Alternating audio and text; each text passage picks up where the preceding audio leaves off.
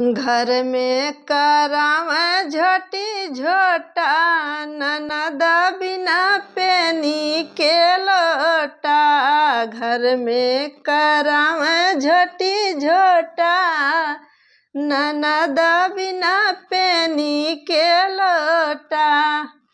अरे हमारा कुल बात सासू से कही आवे। अरे हमारा कुल बात सासू से कही आवे। सासू मोरी बुद्धि का मोटा, ननद बिना पेनी के लोटा। सास मोरी बुद्धि का मोटा, ननद बिना पेनी के लोटा।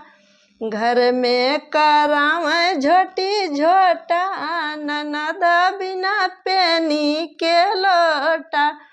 घर में कराव झटी झोटा, ननद बिना पेनी के लोटा। घर में कराव झटी झोटा, ननद बिना पेनी के लोटा। घर में कराव झटी झोटा, ननद बिना पेनी के लोटा।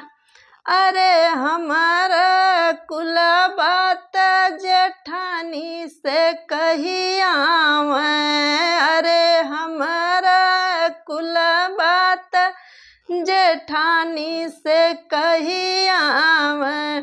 जेठान मोर बुद्धि का मोटा, ननद बिना पेनी के लोटा।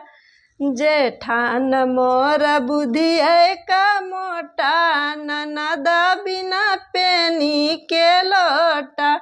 घर में कराव झटी झोटा, ननद बिना पेनी के लोटा।